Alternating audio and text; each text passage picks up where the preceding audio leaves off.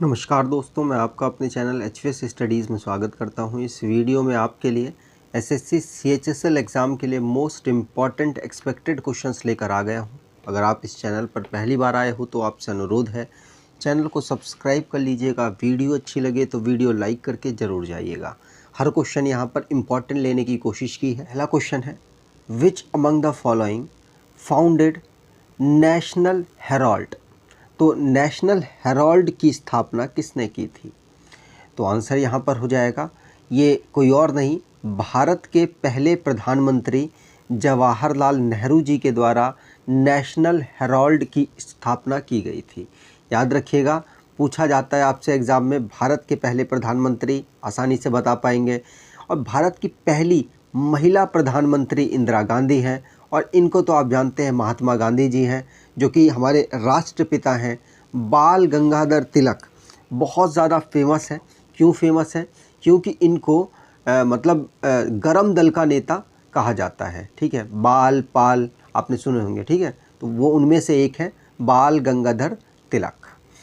अगला क्वेश्चन है, which of the following is the largest island of Indonesia. Indonesia का largest island कौन सा है, लार्जेस्ट द्वीप कौन सा है? तो आंसर यहाँ पर हो जाएगा, कौन है? सुमात्रा। सुमात्रा इंडोनेशिया का लार्जेस्ट द्वीप है। याद रखिएगा, लार्जेस्ट आइलैंड है। यहाँ पर इंडोनेशिया की बताने की कोशिश की है, तो इंडोनेशिया की कैपिटल है जकार्ता। इंडोनेशिया की करेंसी है इंडोनेशियन रुपया, और प्रेसिडेंट जोको विदोदो हैं। ठीक, चलिए, इंडोनेशिया की जो कैपिटल है वो जकार्ता से बोर्नियो आइलैंड शिफ्ट करने की घोषणा भी हो चुकी है। तो याद रखिएगा, जकार्ता वैसे इसकी कैपिटल है, लेकिन इसको शिफ्ट करने का सोच रही है इंडोनेशिया की सरकार। कहाँ पर? बोर्नियो आइलैंड में। अगले क्वेश्चन की बात करें। अगला क्वेश्चन है, which among the following was the real name of Mughal emperor Muhammad Shah. तो मुहम्मद शाह का रियल नेम क्या है? तो आंसर यहाँ पर हो जाएगा, क्या नाम है इनका? तो रोशन अख्तर।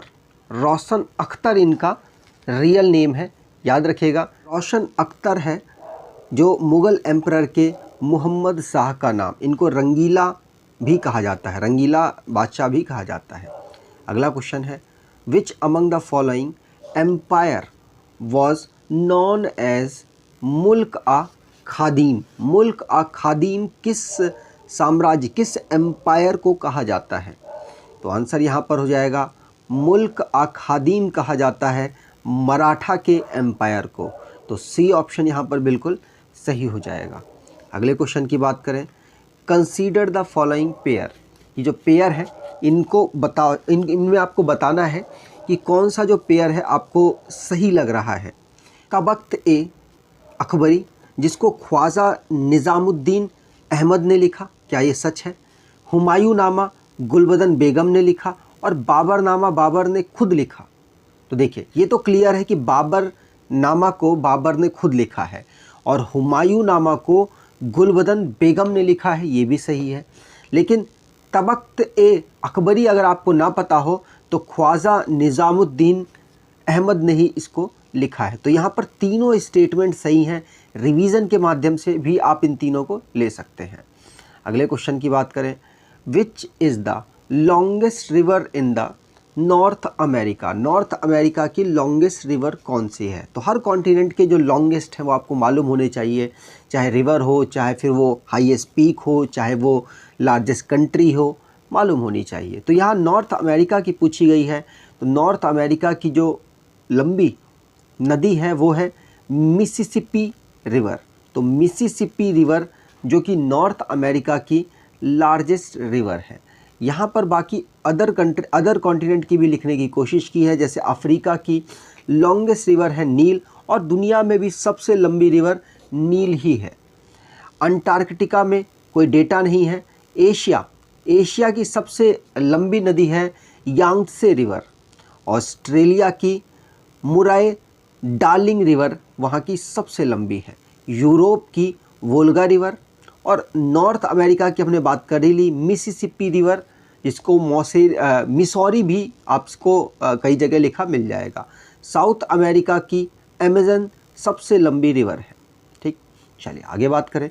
अगला क्वेश्चन है, which of the following feature of Indian constitution is not borrowed from Canadian constitution. इनमें से क्या चीज़ हमने कनाडा के कॉन्स्टिट्यूशन से नहीं लिया है? तो आंसर यहाँ पर हो जाएगा, देखिए हम यहाँ पर बात करें तो स्ट्रॉन्ग सेंटर मतलब फेडरेशन का जो पूरा सिस्टम है, ढांचा, वो हमने लिया है यहीं से।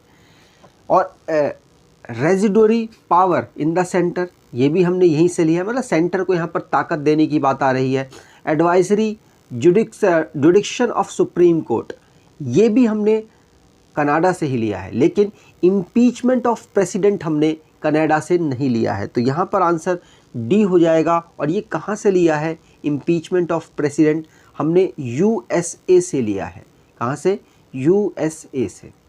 अगले क्वेश्चन की बात करें, which is the only moon in our solar system to have substantial atmosphere. तो ऐसा कौन सा हमारा सन है हमारे सोलर सिस्टम का जहाँ पर जो वातावरण मिलेगा आपको, मतलब पर्याप्त वातावरण मिलेगा? तो आंसर यहाँ पर हो जाएगा, वो इस समय पर टाइटन, सैटर्न का एक मून है टाइटन, वहाँ पर आपको वातावरण मतलब एटमॉस्फेयर आपको मिलेगा। तो डी ऑप्शन यहाँ पर सही है। अच्छा ठीक है, टाइटन के बारे में बात कर ले तो ये सैटर्न का सबसे बड़ा मून है। गैनीमीड की बात करें तो ये जुपिटर का सबसे बड़ा मून है। अर्थ के पास तो एक ही है मून, और मार्स के पास दो हैं, फोबोस और डीमोस, है ना। अब यहाँ पर कितने कितने हैं? देखिए, मरकरी के पास एक भी नहीं है, वीनस के पास एक भी नहीं है, अर्थ के पास एक है, मार्स के पास दो हैं, जुपिटर के पास पहले सबसे ज़्यादा थे 79, लेकिन सैटर्न के 20 और डिस्कवर हो चुके हैं। पहले 62 थे, अब 82 हो चुके हैं। यूरेनस के 27 और नेपच्यून के 14 मून है टोटल। याद रखिएगा, पूछा जाता है। अगले क्वेश्चन की बात करें, on which date India constitution assembly adopted the national flag of India. तो भारत के संविधान सभा ने कब ध्वज को, राष्ट्रीय ध्वज को अपनाया था? तो आंसर यहाँ पर हो जाएगा, सिर्फ कुछ समय पहले, आज़ादी से कुछ समय पहले ही इन्होंने राष्ट्रीय ध्वज को अपना लिया था। कब? तो 15 अगस्त 1947 को भारत आज़ाद हुआ।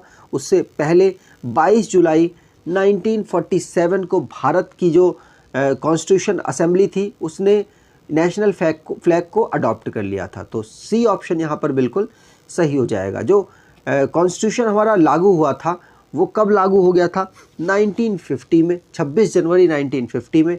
बनकर तैयार कब हो गया था? तो 26 नवंबर 1949 में। इसी दिन को हम कॉन्स्टिट्यूशन डे भी सेलिब्रेट करते हैं। अगले क्वेश्चन की बात करें, which of the following cases involve the largest bench till date constituted by supreme court.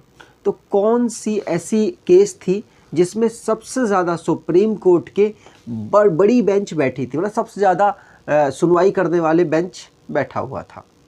तो देखिए, वो केस था केशवानंद भारती केस, जिसमें टोटल 13 जज की बेंच बैठी थी और केस की सुनवाई कर रही थी। तो ए ऑप्शन यहाँ पर बिल्कुल सही हो जाएगा। देख लीजिए, लिखा हुआ है यहाँ पर 13 जज बैठे हुए थे सुप्रीम कोर्ट में जब केशवानंद भारती केस 1973 में सुनवाई जब चल रही थी। उस समय पर सबसे ज़्यादा जज, अभी तक का रिकॉर्ड है, उसी की सुनवाई कर रहे थे।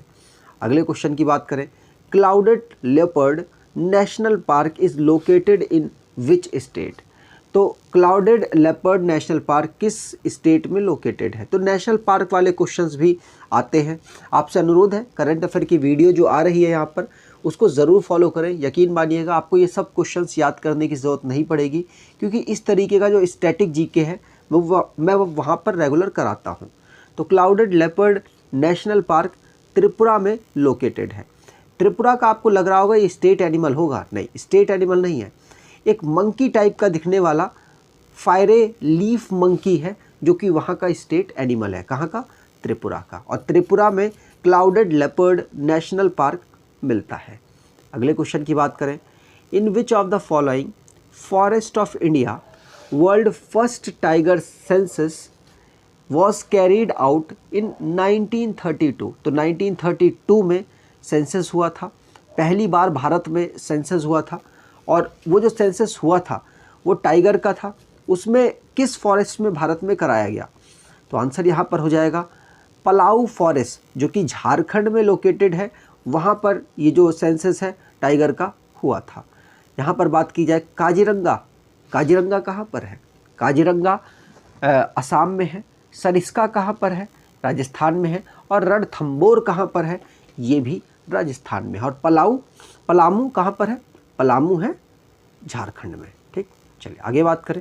अगला क्वेश्चन है, which among the following country is the host of 2018 Commonwealth game? तो कॉमनवेल्थ गेम 2018 में हुआ था, वो किसके द्वारा होस्ट किया गया?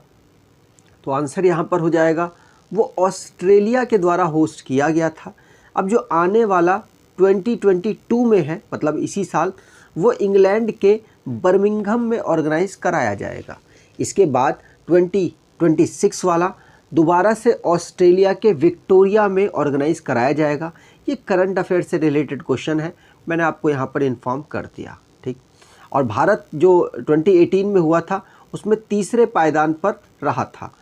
याद रखिएगा, 66 मेडल के साथ भारत वहाँ पर तीसरे पायदान पर रहा था। पहले पर ऑस्ट्रेलिया, दूसरे पर इंग्लैंड, तीसरे पर भारत था।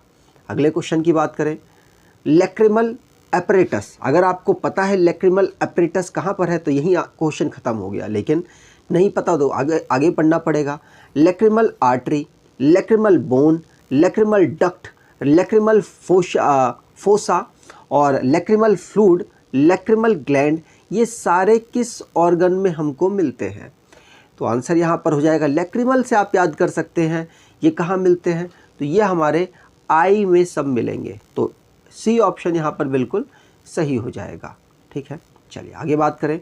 अगला क्वेश्चन है, which of the following comparison of different type of light is are correct? तो देखिए, ultraviolet light is higher energy. Energy किस पे डिपेंड करती है? तो एनर्जी वेवलेंथ और फ्रीक्वेंसी पर डिपेंड करती है। यहाँ पर एनर्जी का क्या रिलेशन होता है? एनर्जी डायरेक्टली प्रोपोर्शनल होती है फ्रीक्वेंसी के और इन्वर्सली प्रोपोर्शनल होती है वेवलेंथ के।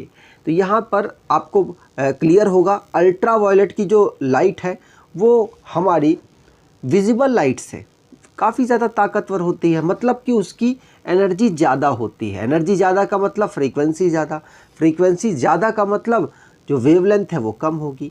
तो यहाँ पर पहली स्टेटमेंट तो बिल्कुल सही है, लेकिन अगली स्टेटमेंट अगर पढ़ें तो shorter wavelength than visible light, बिल्कुल जिसकी एनर्जी ज़्यादा उसकी वेवलेंथ शॉर्टर। तो अल्ट्रावायलेट की एनर्जी ज़्यादा है तो उसकी वेवलेंथ कम होगी।